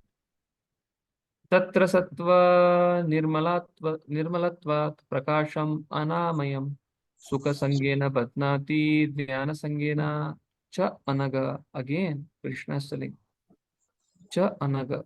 This same thing is told by Shaunakadi Rishi to Suta Goswami when he's trying to speak Bhagavatam to them in the first canto. Cha anaga means sinless. So again, Krishna is saying to Arjuna, I'm speaking about these three modes.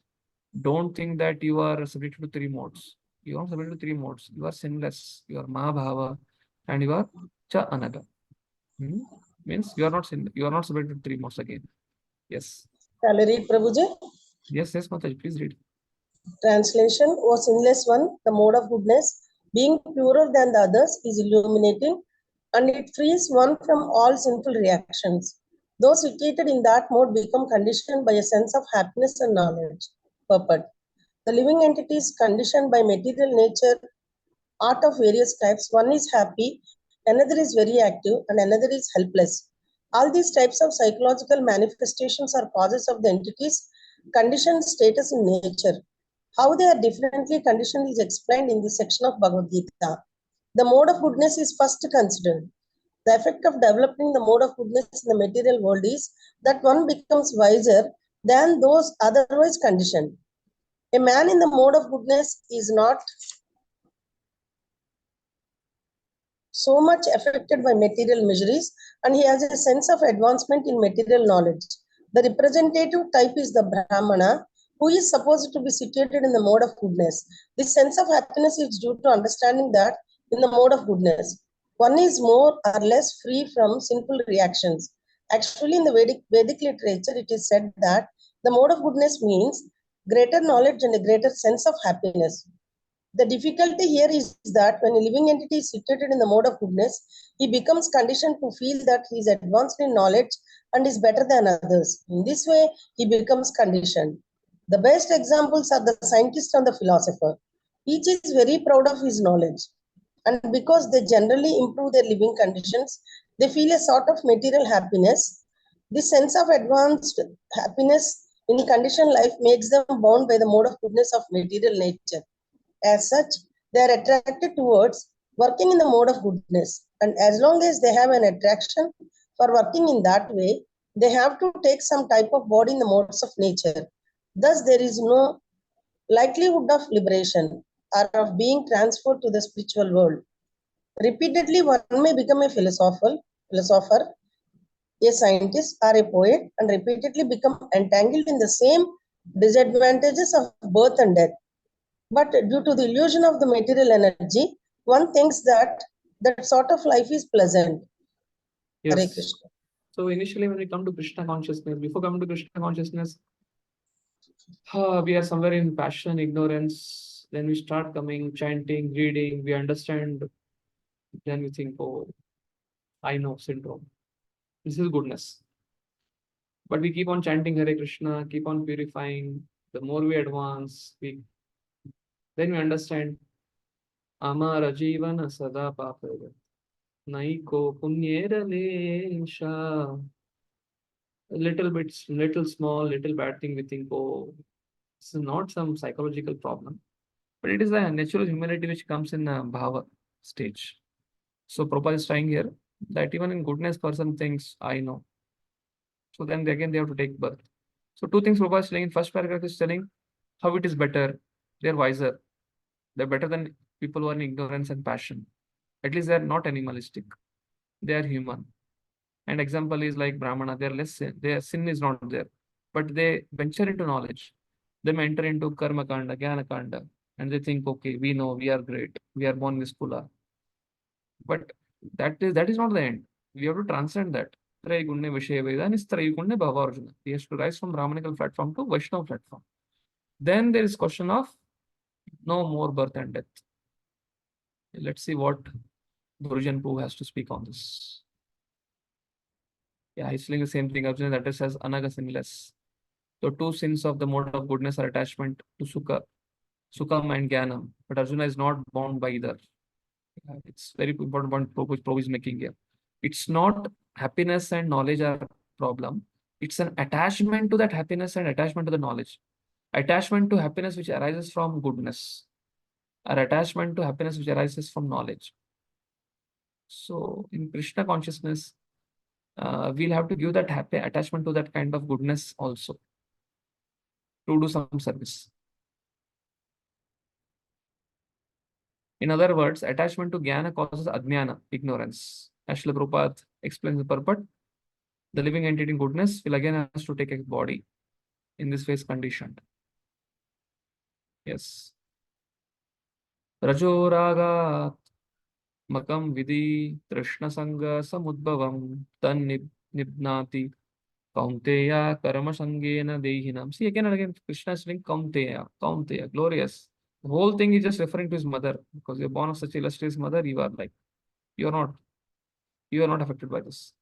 The mode of passion is born of unlimited desires and longings, O son of Kunti, and because of this, the embodied living entity is bound to material fruitive activities. Sangha and Trishna.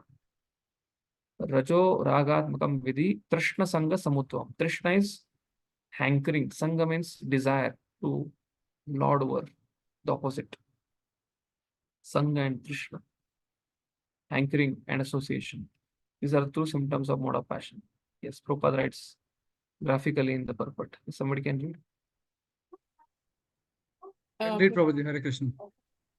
The mode of passion is characterized by the attraction between man and woman. Woman has attraction for man and man has attraction for woman. This is called the mode of passion. And when the mode of passion is increased, one develops the hankering for material enjoyment. He wants to enjoy sense gratification. For sense gratification, man is the mode of passion, wants some honor in society. Or in the nation, he wants to have a happy family with nice children, wife and house. These are the products of the mode of passion. As long as one is hankering after these things, he has to work very hard. Therefore, it is clearly stated here that he becomes associated with the fruits of his activities and thus becomes bound by such activities. In order to please his wife, children, and society, and to keep up his prestige, one has to work. Therefore, the whole standard of the mode of passion. Formerly, the advanced condition was considered to be in the mode of goodness. If there is no liberation for those in the mode of goodness, what to speak of those who are entangled in the mode of passion?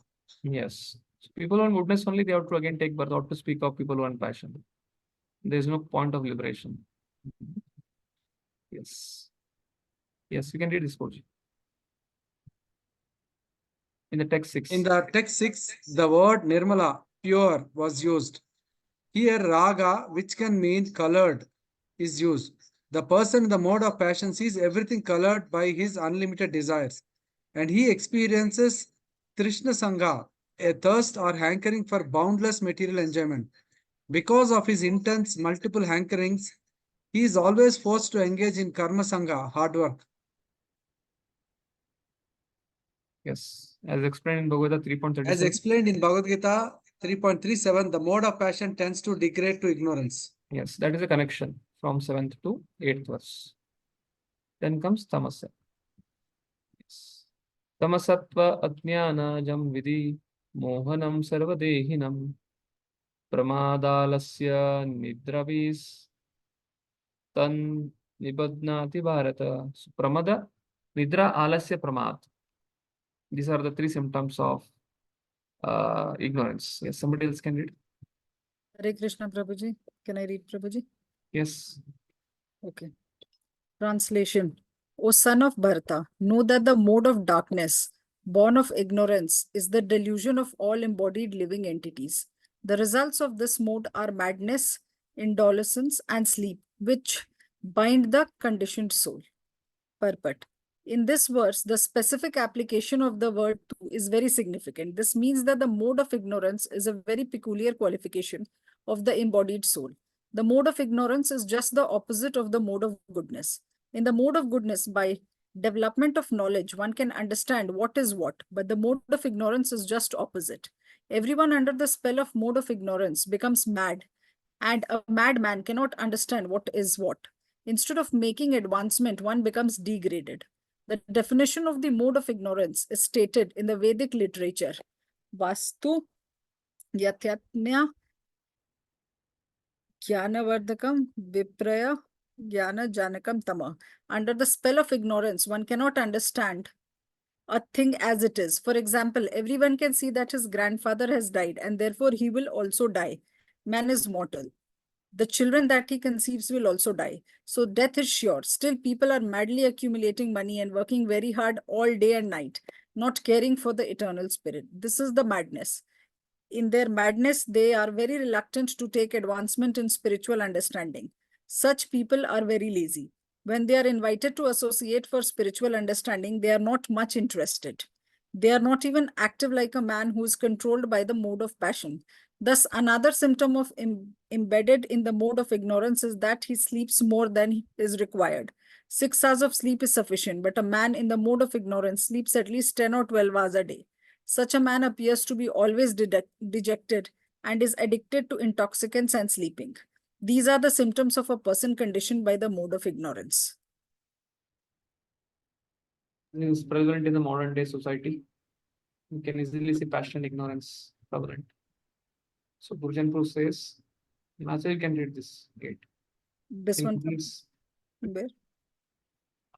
From here, Prabhuji, Srila Prabhupada describes the difference no. between good. In goodness and goodness. Okay, sure. In goodness, we can work purely. In passion, we at least produce fruits from our work that may be offered to Krishna. Ignorance, however, produces nothing but deeper ignorance.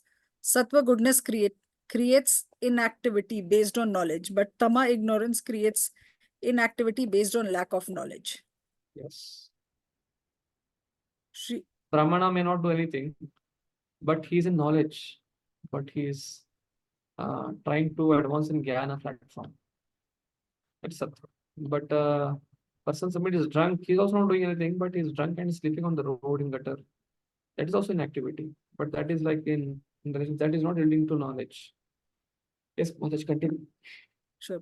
Shri Baladeva Vidyabhushana comments, the use of the word tu here indicates the ignorance is opposed to the other two modes. Pramada, madness, opposes goodness. Alasya, indolence, opposes passion. And Nindra, sleep, opposes both goodness and passion. Srila Prabhupada describes the difference between the goodness and ignorance in his purport. The mode of ignorance is just the opposite of the mode of goodness. In the mode of goodness, by the development of knowledge, one can understand what is what. But the mode of ignorance is just the opposite. Everybody under the spell of mode of ignorance becomes mad, and a madman cannot understand what is what. Instead of making advancement, he becomes degraded. Yes. So here, Pramada, it's like goodness, even can see things as it is, but Pramada means he can't see anything as it is. Bewildered. And indolence, Nidra, Alasya. Alasya means the opposite of passion. Like somebody saying, people in India, most of the time it is told somebody is grown up and is not working very hard, then they tell him get married, especially in Vaishya circle, especially the Vaishyas, Agarwal, all those kind of Sindhis, they tell this person now business नहीं कर रहा ठीक ठाक से तो शादी करा दो इसको करेगा दौड़ेगा. Why? Woman. Basically opposite sex. Then he has to run. Sangha and Trishna. So Alasya, opposite of that is passion. Trishna. And Nidra. In Nidra, there is no goodness, there is no passion. It's opposite of both. So text 9, what Bhujan was saying is, it summarizes 6, 7, and 8.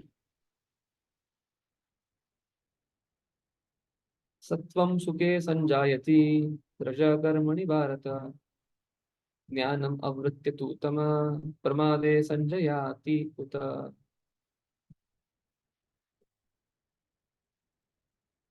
Oh, devotees are dropping out. 1, 2, 3, 4, 5. We start at 6:10, 6:40, 42, and they log out at 6, exact 8:30. Yes, somebody else can read this. Shall I read, Prabhuji? Hmm. O son of Bharat, the mode of goodness conditions one to happiness, passion condition one to fruitive action, and ignorance covering one's knowledge bind one to madness. Purport: a person in the mode of goodness is satisfied by his work or intellectual pursuit, just as a philosopher, scientist, or an educator may be engaged in a particular field of knowledge, may be satisfied in that way. A man in the mode of passion may be engaged in fruitive activity. He owns as much as he can and spend for good cause. Sometimes he tries to open hospitals, give to charity institutions, etc.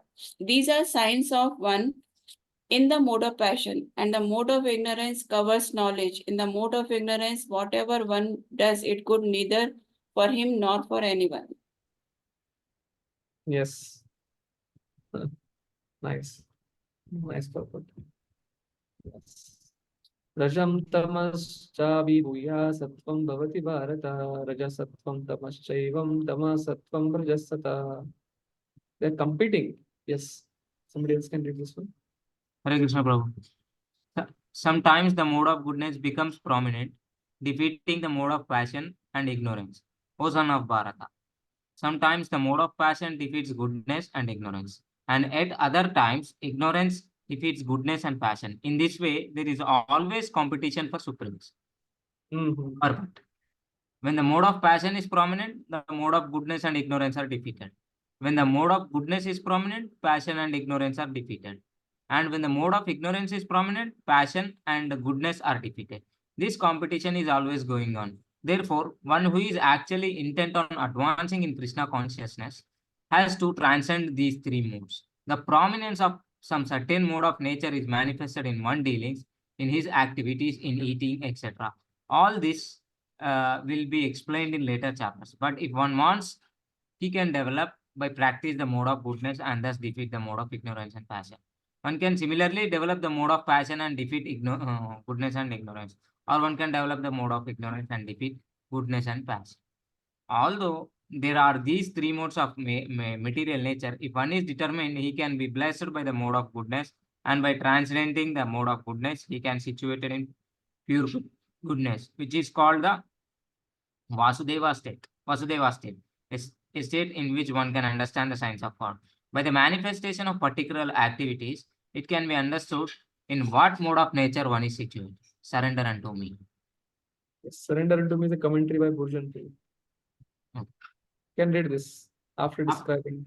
After describing the effects of the modes, Krishna now tells Arjuna that the modes are not constant in their influence upon the living entity. According to our karma, our work, our association, our choice of food, and so on, a particular mode becomes prominent within us. Hare Krishna. Here Krishna indicates the awkwardness of the eternal, non-changing soul's predicament within this constantly changing the world. Srila Prabhupada therefore writes, one who is actually intent on advancing in Krishna consciousness has to transcend these three modes. Text 11:13 explain how the effects of three modes of material nature are manifested. Yes. Text 11 says the manifestation of mode of goodness can be experienced when all the gates of the body are illuminated by knowledge. Text 12, O chief of Bharatas, when there is an increase in the mode of passion and symptom of great attachment, fruitive activity, intense endeavor, and uncontrollable desire and hankering develops. And text 13 explains, when there is an increase in the mode of ignorance, O son of Kuru, darkness, inertia, madness, and illusion are manifested. By studying these three texts, we can get an idea which modes of nature are affecting us. Often different times of the day and various occurrences throughout the day places us under the control of one mode or other. The next two verses describe the death in each of these modes of nature. Yes. So we'll stop here. And we will continue. How many classes we have done with? 4? 4 classes, right? 8 hours. Okay, we have 28 more hours to complete 18 chapters. That only we have to keep the track of time also. Fine then. So therefore, after reading this, you can understand. We can easily see in which mode we are in. The symptoms of modes are there, and you can see the time factor. And when you are coming in mode of goodness, when mode of goodness is there, you can't create, you can't destroy. When mode of passion is there, you can't think, you can act. When mode of ignorance is there, you can't think, you can't act. That is how it is. So, but yeah, when it comes to Could you just say it again, what you just said? Just say, please say it again, what you just said. Oh, when goodness is there, we can only think. We can't act. Basically, passion, acting means administration, get things done. Taskmaster becomes difficult for Brahmanas. But taskmasters will not be able to think. They can only act. And in ignorance, people who just want work as laborers, they think they can't think, they can't act. They just you give them money, they will do. That's it. No thinking, no acting. So basically, this speaks of different varna and ashram. Varna ashram is divided into these modes. And there's another fact. There is another feature. But the purpose is whatever psychophysical nature. Basically, this indicates psychophysical nature. Psycho means mind. Physical means activities. From our forefathers, what kind of vritti we have taken. And what kind of thought process you have taken.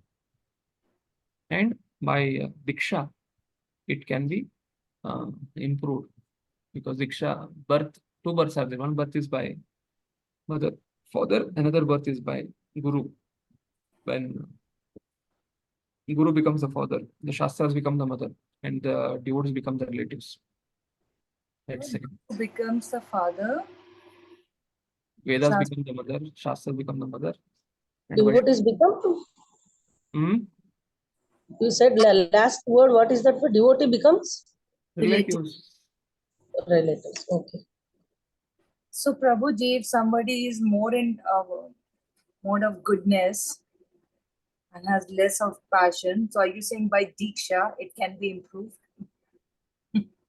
Diksha is not a marriage, or it's not a sanskar, it's not a activity. It's not a product, it's activity. What is product? Take a phone, it's manufactured, purchase it, it's in my hand. So Diksha is not like a one day we go and get me and done. It's about instructions, following instructions of a guru. Basically, we are attached to goodness, somebody may attach to passion, somebody may attach to ignorance. Guru says, you have this issue, try to work on it. Yes, sir. There is difficulty.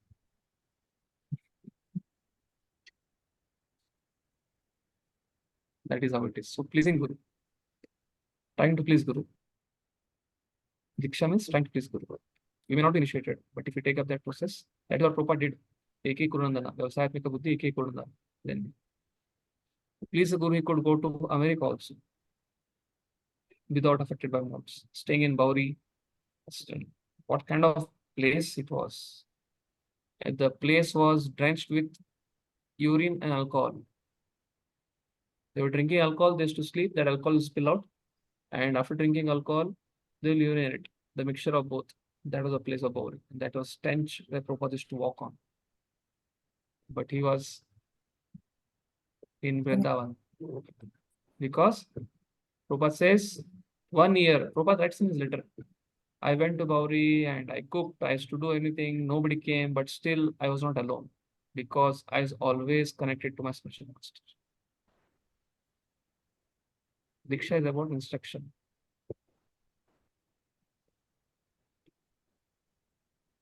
Hare Krishna. So time is already 8:40. We will end if you have no questions. Thank you, Prabhuji.